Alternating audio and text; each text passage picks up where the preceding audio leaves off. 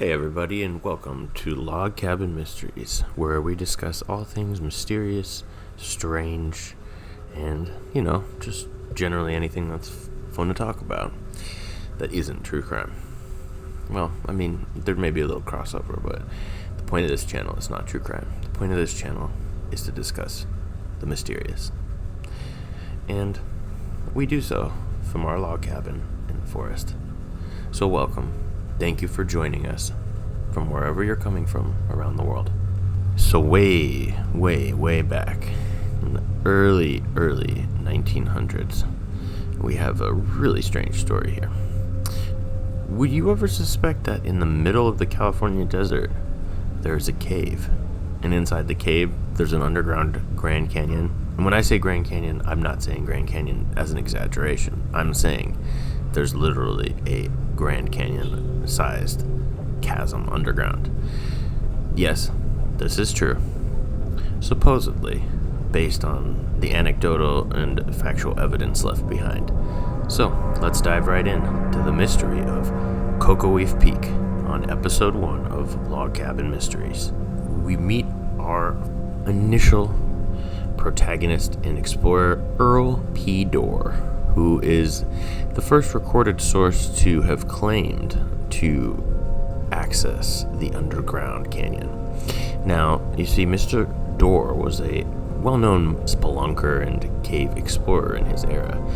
He was based out of Los Angeles, as Kokoweef Peak is about 2 hours drive from the center of LA. So, let's get to what the claims Mr. Dorr made are that make this story so fascinating. You see, Earl Dorr is the source of the legend that there is a Grand Canyon-sized cave underground. And not only that, but he claims that in the center of this cave is a large and rapidly flowing river of gold. Literally, a Grand Canyon underground with a river of gold. If this discovery is indeed confirmed by science, this likely would mark one of the most significant findings in archaeological history, as well as just natural geological history. The implications are far-reaching if this is true.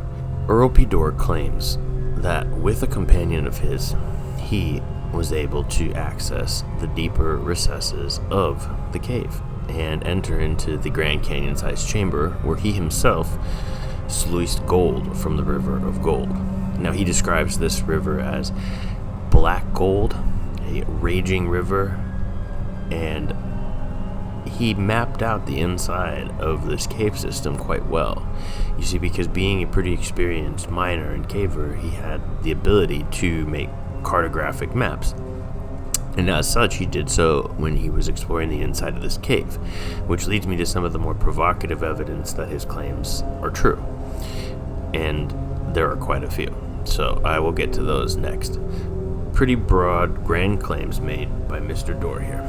Mr. Dorr left the cave with quite a bit of gold that he claimed to have acquired inside the cave. He now is on record as having sold off this gold for quite a substantial portion of money. Now, if he did not get this gold inside the cave, and his story is indeed a fabrication, then it would be curious because there would still need to be an alternative source for where he acquired that gold to begin with. So here as follows, Earl P. Dorr's sworn statement, an affidavit. This is to certify that there is located in San Bernardino County, California, about 250 miles from Los Angeles, a certain cave. Traveling over state highways by automobile, the cave is reached in about 10 hours.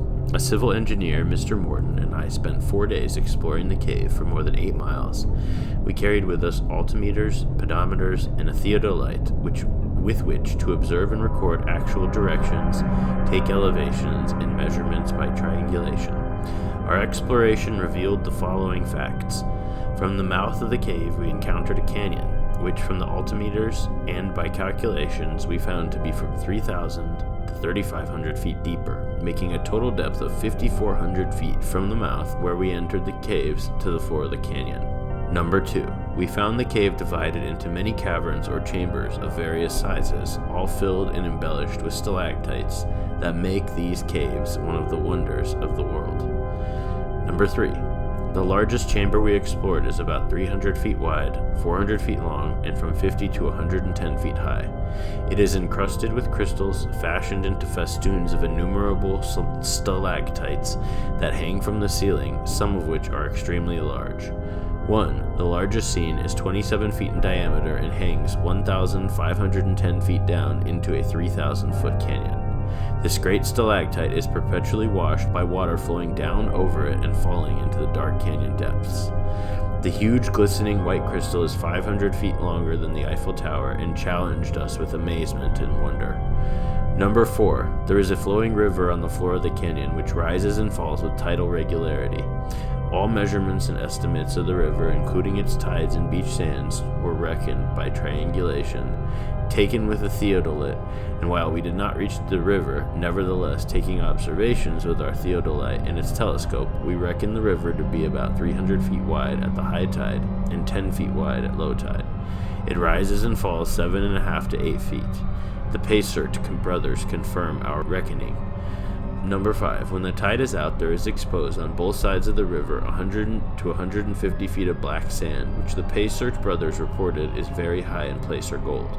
They reported the sands on the river shore to be from 4 to 11 feet deep, and on the average, about 8 feet deep.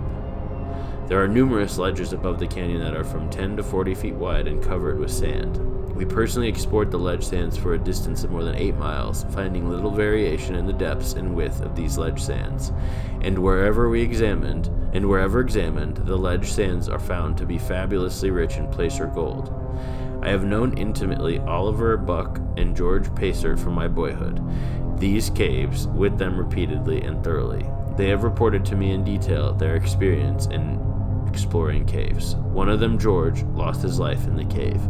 Buck and Oliver say George was killed by diving in the river on the floor of the canyon. He struck an unseen rock which killed him instantly. They have reported to me repeatedly their mining experiences and say they mined on the beach sands of the river a total in all 6 weeks. They carried lumber down to the river and constructed a sluice box, and using a pump the 3 mined for 6 weeks, during which time they recovered more than $57,000 in gold at $20 per ounce. They sent their gold directly to the U.S. Mint and banked the returns in a bank in Needles, California, and another bank in Las Vegas, Nevada. I last talked to them in my home about November 10, 1934, at which time they repeated their former statements, giving information as to how they discovered the river and more of their experiences in mining. They recovered several of the largest nuggets of gold ever found in California. Mr. Morton and myself filled our pockets with the sands from the ledges, carried it out, and had it assayed. Just what Mr. Morton's sand assayed I do not know, but it was approximately $2,000 per ton. I carried out 10 pounds and 2 ounces of the ledge sand, and panned 7 pounds, recovering more than $7 in gold, with gold at $20 an ounce. I sold the gold for $18 per ounce. The balance of my 10 pounds of sand I sent to John Hernan, a Los Angeles assayer. His assay certificate shows a value of $2,144.47 per yard gold at $20.67 per ounce. I.E.P. Dorr, residing at 390 Adena Street, Pasadena, California, make the foregoing statement for the purpose of including investors to invest in the work of mining the gold in these caves, and I solemnly swear that all the statements made herein above are true, and that all persons will find the physical conditions in the cave as above stated. Subscribed and sworn to on this 10th day of December, 1934. Signed, Earl P. Dorr. Now, it's up to you. Do you think there really is an underground Grand Canyon and a river of gold in Kokoweef Peak? You be the judge, and let us know if you find something, or if this is just another legend that is lost to the sands of the desert. Thanks for tuning in to the first episode of Log Cabin Mysteries. We hope you have a wonderful day, and we'll see you next week. Bye.